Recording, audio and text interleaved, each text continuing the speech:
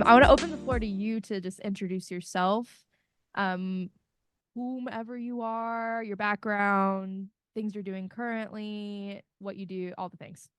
All right. So I'm Dylan, also Cutie on all the streaming platforms. Um, I make music here in my cool little bedroom, and I know I love playing shows and love going around and playing music, making music, doing all the things music. Hey, good start if you're gonna be a musician, for That sure. that Yeah. is that is true. Okay, so cutie, was that like something your grandma called you and you're like, oh, I gotta keep up with the name. How did the band name come? Um, I have a friend Kason. Me and him were supposed to be doing this together at first, kind of. And one car ride, we were just brainstorming some band names to call ourselves. And Cutie came up because I think one of us was just eating an orange at the time, and we were like, "Oh yeah, yeah," and he didn't like it very much, but I loved it. So, The orange? um, yeah, just the band name in general, he was not a fan of. Um, and we eventually decided to go our separate ways with music, and just pursue it separately. Um, and then I said, "Well, this is the perfect opportunity to snatch up this band name with no contenders." So that's kind of how it came to be. Okay, awesome. So I would say it was really fun, like as a band name. Yes, So very simple. And then everyone's calling you cute all the time, which has to feel good on some level. I'm not gonna lie, I kind of hit the lottery on this one. I can't believe it wasn't taken. Like, that's crazy. I can't either. I was honestly shook when I looked it up and nobody popped up. That's, So that is wild. meant to be, meant to be. Hopefully sexy isn't taken for I, our I know. Got him. Okay, so tell us a little bit about like your performing journey. Like, when did you start and what did that kind of look like? Did you start, with like more producing work, or did you start with live performances? Walk us through that a little bit if you could. yeah, I think at the very beginning it was mostly just like recitals and smaller performances that weren't like real concerts or anything like that. And I think I did probably six of those before I actually had my first real concert. And that was me playing bass in that guy I was just talking about, Kason's band. Um, so it kind of slowly eased into my own project, but it was at first recitals, just playing guitar, and then it slowly transformed into being a more, I like to say formal, but that's kind of the opposite. It's much less formal than a recital, but more artisty concerts and stuff like that as time went on. I only played my first concert in February, I believe. So Dang, yeah. okay. Gosh, yeah. What are some of your like musical influences as a songwriter? Um, geez, I think I think a lot of people understand that Vacations is a huge influence on my music taste, just because a lot of my first music sounded a lot like them. I love Peach Pit. I love Spacey Jane. Um, and recently, it's kind of nerdy, but I've started getting super into disco. And a lot of my last couple of songs have had some disco flair to it, especially in like the bass lines. Um, but as a teacher, I'm a music teacher and I teach every genre, and that has I've just gotten little pieces of inspiration from all of the songs and genres that I've heard from teaching everything. So it's hard to pinpoint specific artists and bands, you know? Yeah. so tell me a little bit more about the teaching. Like, do you teach a certain like age group or is it just more general? It's no specific age group. My youngest student is 7 and the oldest is 75. So it's really all over the place. But the studio that started teaching me guitar first, when I was 10, I went there for 7 years, went to a year of college, and then decided I didn't like it at that specific college. So I came back to Salt Lake City and they offered me a job to start teaching. And I've been there since. It's been about 2 years of teaching now. That's awesome. Very full circle. Oh, Very yeah. well, could you tell me the dynamic between like you and your band? Because you're obviously like the front man, right? Like what does Yeah. it look like in terms of like creating music, playing shows, things of that nature? I've offered the other guys. I'll go through them real quick. There's Dane, who plays bass, Sean, who plays drums, and Ethan, who's doing the lead guitar. Um, I've talked to them about it. They don't really care much to be part of the creative process of it all, of doing the writing, the producing, mixing, mastering, any of that stuff. Um, so it's kind of just been me doing all of that stuff, which is totally fine because I'm kind of a control freak person when it comes to making music. I'm like, ooh, this isn't how I want it.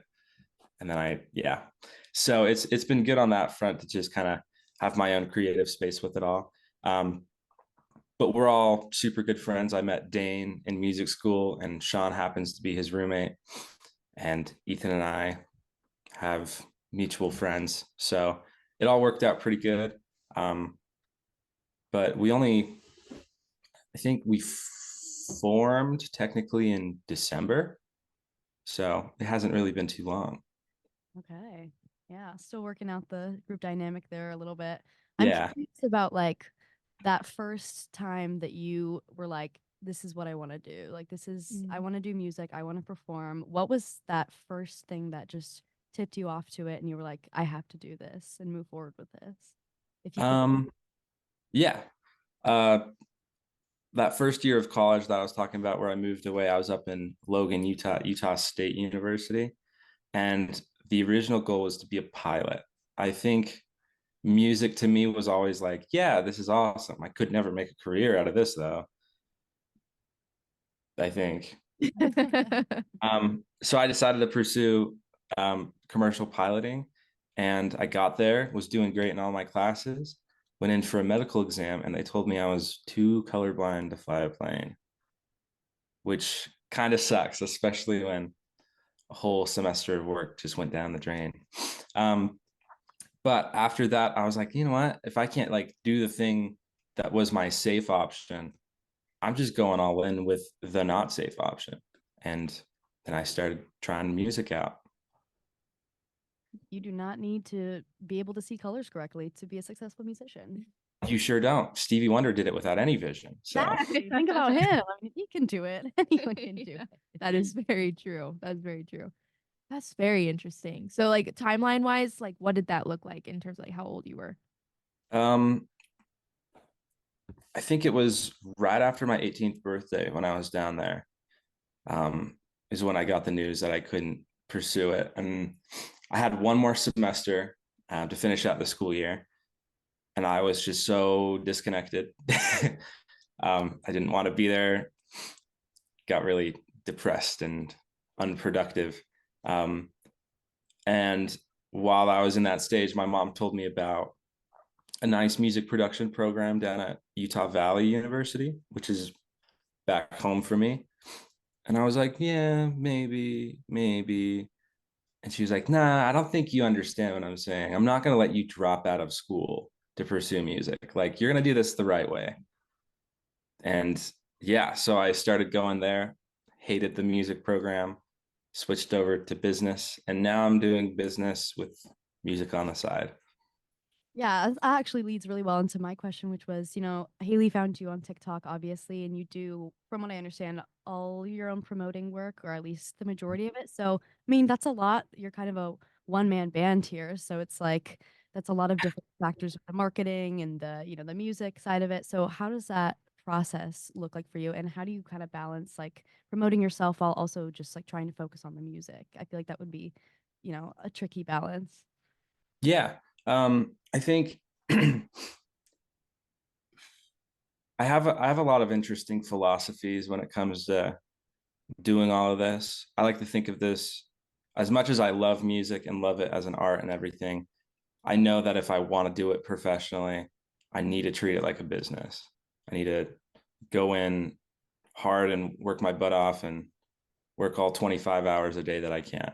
So for me, social media is where I find all my new music. And I said, you know what? Like, why don't I just post a TikTok a day? And now the effort has kind of gone down a little bit since TikTok's algorithm is favoring slideshows over anything else. But at first, it was a ton of research into what people wanted to see and algorithms and all that kind of stuff. And then it just slowly turned into posting a TikTok a day, posting a reel a day, that sort of stuff, just to put myself out there. Yeah. How have you seen that help or maybe even like take away like in the process of like putting your music out there to but like when I post online, I'm like, I feel like I'm posting into the void. And sometimes you just don't know what the return's gonna be. So what does that look like for you? Um, I've done a lot of I've put a lot of effort into kind of carving out my name in my little bedroom pop niche. Um, and in doing so, it's been great because basically everyone that sees the video now is somebody who's interested in that kind of stuff for the most part. But it's also kind of awful because it took me 8 months to finally get things in the right spot that I want to. Um, so it's been kind of a grind for sure, but especially within the last 2 or 3 months, it's been really paying back, which is good. Good. That was like one thing when I was doing my, obligatory like scroll through all your socials that I did notice like the past couple months, like it's like picked up a little bit in terms Yeah. of views and comments. I mean, I think I found you off of one of your more popular ones, so that popped up on my For You page. So, and here we are. We So, thoroughly stalked you before this. yeah. So Sweet. followed your mustache journey from start to finish. So let me tell you. Yeah. And that was a whole process. Holy smokes. You gotta bring it back. You gotta bring it back. What would you okay, if you were going to um open for your dream person? I was gonna say like collaborate with, but let's just do open for your dream person who and go on tour with them. Who would it be and why? Oh, I think it would be super, super fun to tour with the Moss, if you've ever heard of them. They're another band from Utah, but they're much, much bigger than we are. I think it would be super fun to tour with them. I think we're in the same genre-ish. They're more on the indie rock sort of stuff. Um, I also think it'd be super rad to tour with Rip Momney, but I don't know if our genre is really cross paths at all. He's very much on the chill side of everything. But yeah, I think those are the two that I'd want to tour with or open for the most. Okay. Is Rip Momney in Utah as well? I He thought is, yeah. that's what I thought. Yeah. Those are very attainable dreams, I feel like. Yeah. I mean, I thought you were gonna say like, I don't know, Harry Styles or something. I feel like you could definitely tour with either of those bands, but yeah. I think You've seen. I'm as like, far as like touring goes, I think there's a huge difference between like an indie musician and a pop musician and even a country musician. Everyone tours super differently. Um, have you guys ever heard of the Hales before? I don't think I have. Okay. They came to Utah in late February, and we had the opportunity to open for them. And I was just astonished with the level of class that they had while they were touring. It wasn't very flattering. And I was like, wow, these guys are like big and they're touring out of a Sprinter van in a 6-piece band. It got crowded and nasty. And the other opening band that was with them was touring out of a Honda Odyssey. Oh. So just really, really small, sketchy stuff. And there are pop musicians with the same following and size that they have that are, renting out whole buses to tour from and stuff. And it's wild to think that there's such a big difference despite there not really being a difference size wise. Interesting. I wouldn't have thought about that. Yeah, me either, honestly. No. Walk us through your songwriting process a little bit. Like, do you start with an idea? Do you start with a melody? How does that kind of go for you? Because I know it's different for everyone that we've talked to. Yeah. For the most part, everything starts on guitar. Um, yeah, I think that's just about true for all of the songs. But it's usually I usually starts with the hook, something, catchy that I like, and then I say, okay, I'm gonna build a song around this specific thing. And most of the time it doesn't work out. Most of the time it's horrible idea that just ends up going in the trash. But yeah, I usually like to build the song around the fun, cool idea that the song is all about, whether that be something lyrical or a little melody in the guitar, or even like something like the bass line. But lyrics just about always come last. That's basically the only thing in common throughout all the songs. I think I've always written lyrics last out of everything. Interesting. Okay. Is that hard at times? Because I feel like sometimes you might get that melody that you really like, and finding right words to fit might be difficult. 100%. I think I just checked a couple of days ago. Since I started last May, I've written 836 songs, which is a lot. And I think probably half of those are just ideas that I've like finished out, but aren't like songs with lyrics or anything. And the other half have lyrics. And out of those that have lyrics, 90% of those aren't good. So yeah, it's definitely tricky to get something that sticks and feels like it fits in with everything else. But it helps when you have a lot of songs and opportunities and all of that stuff. But yeah, it's tricky for sure. I'm a little jealous of the people that write lyrics first, because I feel like it's really easy to like write a sad poem and be like, yes, let's write some sad music around this.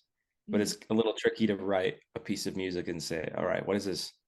What does this feel like? How does this speak to people? But that's Sad just poetry. Oh, sorry. no, go ahead. I'm gonna say your music is like really sad, and the lyrics are like primarily just really depressing. So do you have a reason for this, or is that just kind of how it comes to form? Um, I'm a pretty positive person, which is ironic, but I like to think that all of my sadness and depressing feelings get out in the music. Um, and I guess the common theme, especially with the songs that are going to be coming out in the next few months, the common theme is a quick, upbeat song with some not swell lyrics that like to follow. But yeah, I think for me, it's just mostly more of an outlet than anything else. Just getting all my sad feelings out in the songs, and then I can go on with my happy, cool day.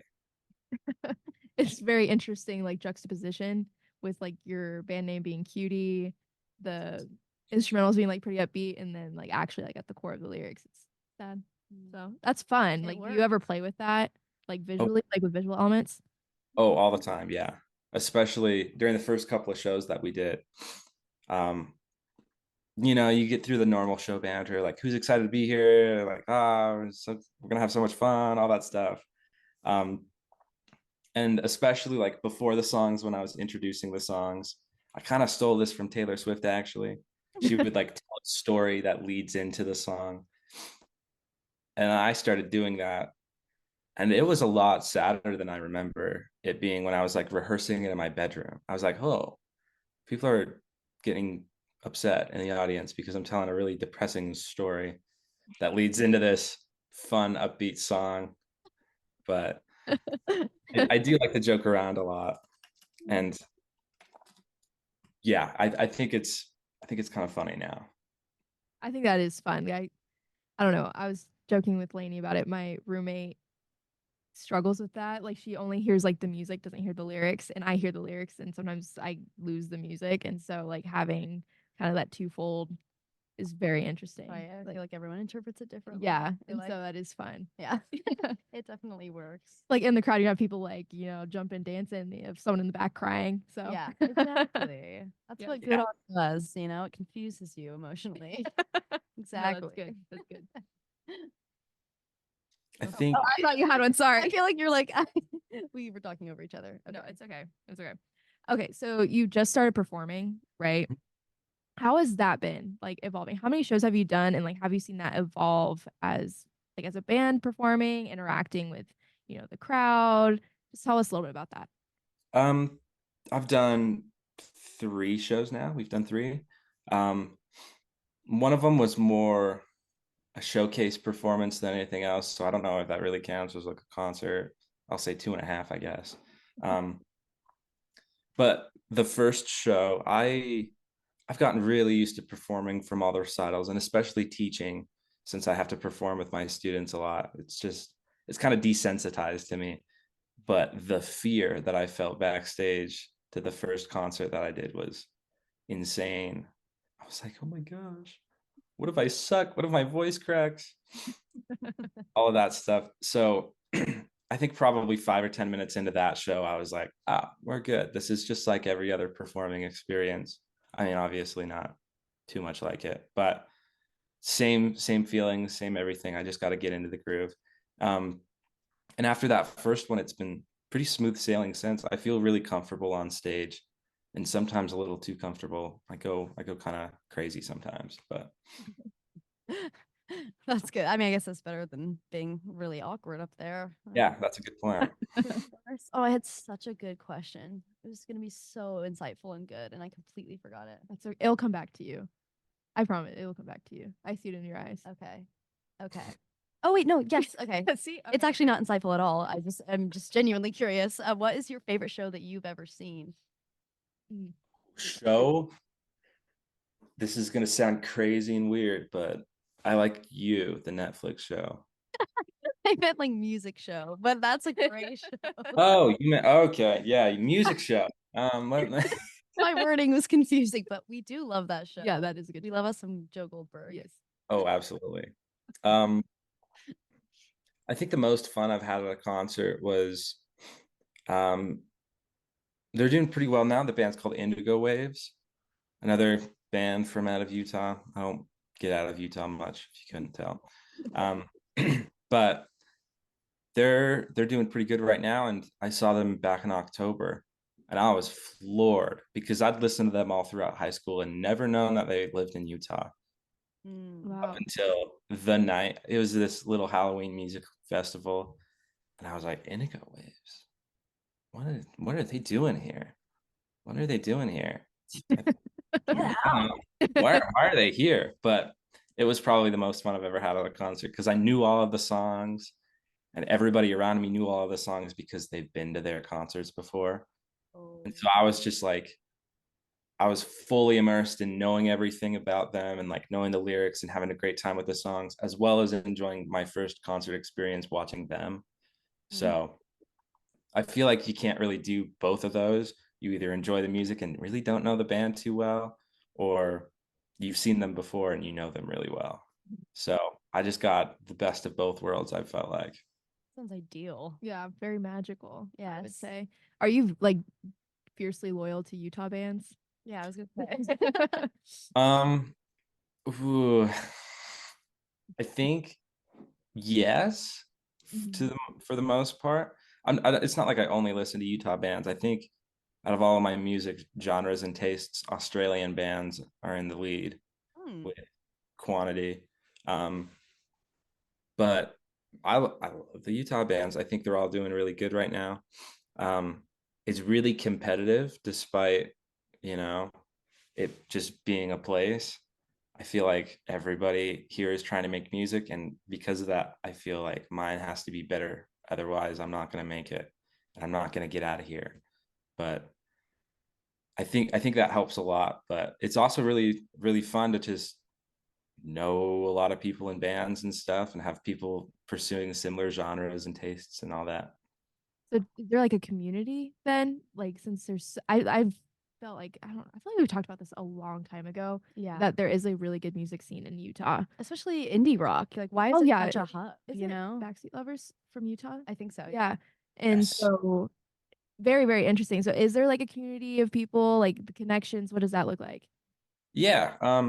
They're kind of two different halves. There's one in Salt Lake that's more wide genre. You got all sorts of indie pop, bedroom pop, indie rock, basically everything you can imagine. And then the Provo scene is strictly indie rock. I don't know why, but all of the bands from down south are very Backseat Lover influenced. And it gets to a point where it's like, just getting kind of old. I think I've heard this song before from two other bands that are from here. But it's still super fun, and it blows my mind how big of an influence Backseat Lovers have over Utah. It's like a nice chokehold they got us in, because I think most of the people here don't want to make Backseat Lovers music, Mhm. but we all love it so much that it's kind of just Happens. Yeah. happens. Influence. Yeah, I could see that happening. Totally. Yeah. So I was like, that was our first concert we saw together. And So they are, I mean, they're also just their crowd work. One of their, Yeah. I think their drummer Phenomenal. made us all like, made the whole audience like crack our knuckles at the same time so we could hear it. Like, they're very dynamic, so I can definitely see the influence. But yeah, do you collaborate often with like other small Utah artists? Not with music. I'm pretty kind of like I said before, I like having all the creative control in my hands. So the only artist I've ever collaborated with song to song on is Kaysen, and that's where um, my song "Just All Right" came from. Um, we had both broken up with our girlfriends at the same time, and we were like, "Man, let's write a song." It Healthy. didn't actually unfold like that. It was a pretty sad hour and a half, but a productive hour and a half. So I'm happy about it. So speaking of Oh, songs, not sorry, did you have no, Okay. go ahead. It's your new single that just came out on the 3rd. Tell us a little bit about that. Okay. Where to start? I wrote the music to it in February, so quite a long time ago, and it's just been sitting on my hard drive, collecting dust. I believe it was a week after last month's single "Grocery Store Sushi" came out. I was like, you know what? Screw it. I'm gonna finally do something with this because I like it, and I really like it. And I just had to keep convincing myself that it was worth it. Um, and some slight inspiration stuff happened with dating, of course. So it was perfectly timed, and then I got some good lyrics out of it, and there it is. There we have it. Now it's Oh, yeah. art. Thank you. Do you have did you perform as a child at all? Do you have like a long history with performing music, specifically guitar?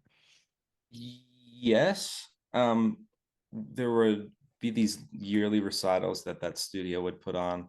Um, and it wasn't like a recital. I think they were much more like concerts than recitals, just because of the space that we're in. They rent out a middle school auditorium, and they get professional audio and a massive LED screen that makes it really just so cool, such a rad experience. And I've been doing that since I was probably 13 or 14.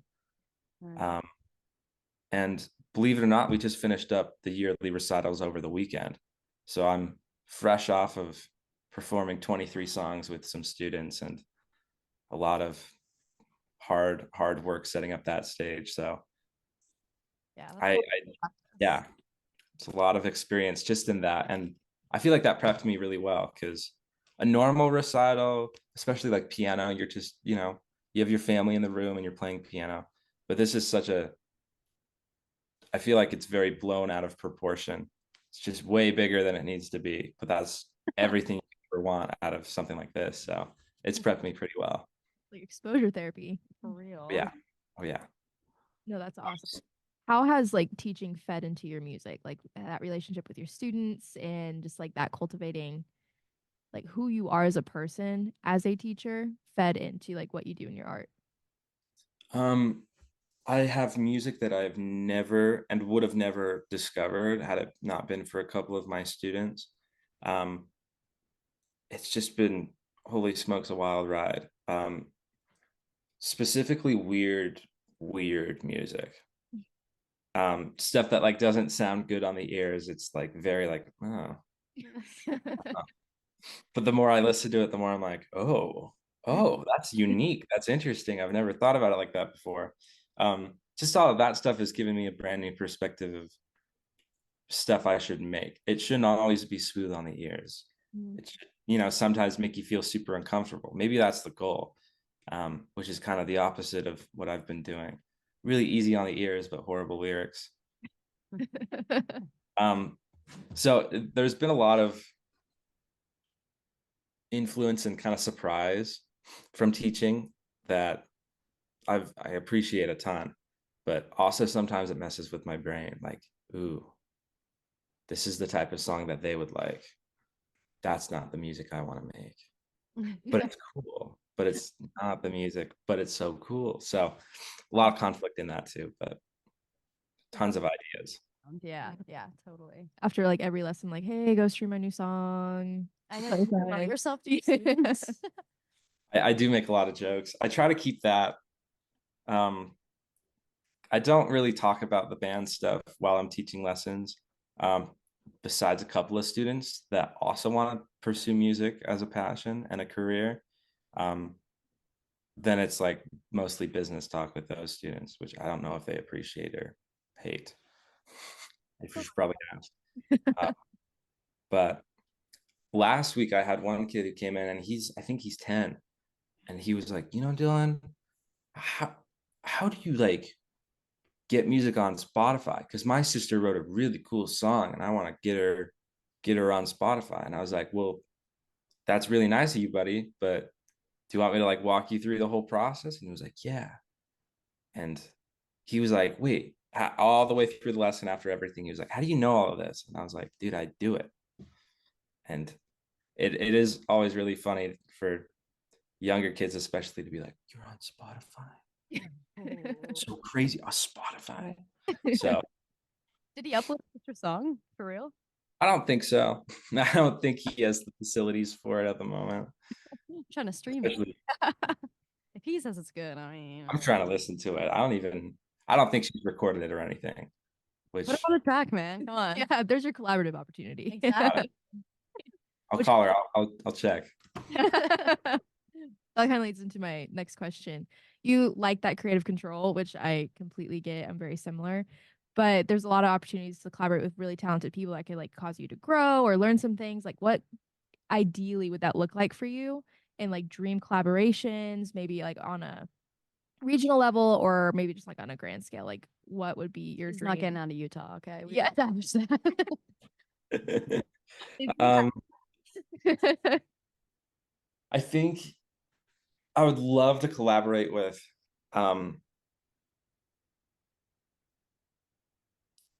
I think Rip Momney again is Mhm. another really good example of all the stuff, because he was the one that got me into making my own music. That was the inspiration for starting this whole spiel. And I think it'd be really tricky for me to work with a band, especially since my ideas and creativity is very one-dimensional. But I think I've worked with just solo artists before, and I've done producing for solo artists. As much as I like hate doing it their way, I'm very tolerant and cooperative in that sort of front. So I think really most people who are solo artists too, I think that would go pretty well, which is why I think Rip Momney would go swell. But yeah, that's the only one that comes to mind. Maybe Dayglow. If you'd ever want to make a song, I'd be ecstatic to get on that train. That'd be awesome. I can see your sounds working together really well. Yeah. No, me too. Definitely me too. Yes. I was like, fun question. Fun. Oh, yeah. I was like, Kendrick or Drake? Yeah. Oh. It's nonstop. Yeah, we have to know. Yeah, I'm not really super caught up on all the drama. Mostly I'm just caught up into how J. Cole was a part of it, and now he's just not. And I bet he's just so happy to Oh yeah. He made the right be flamed on the internet. Do you have But a BL Drizzy? what? I think out of it all though, if we're looking at who's the best, there is one out of the three that has sold tons more than any of the others. And I think it's really hard to say you're better than somebody else if 80 million people listen to their music and only 20 million people listen to yours. Who are you talking Yeah. about? If you say Drake, I think Drake is a little more successful. So That's the soundbite. that is the only thing from this interview we're gonna post. dang it, no. I'm gonna be canceled.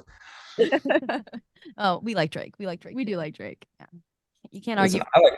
I like all three of them, but like, why the beef? What's going on? Listen to Meet the Grams, man. Yeah. I really need to. I should get caught up on all of this. That's what you can do right after this interview. Yes. That'd be good. Yes.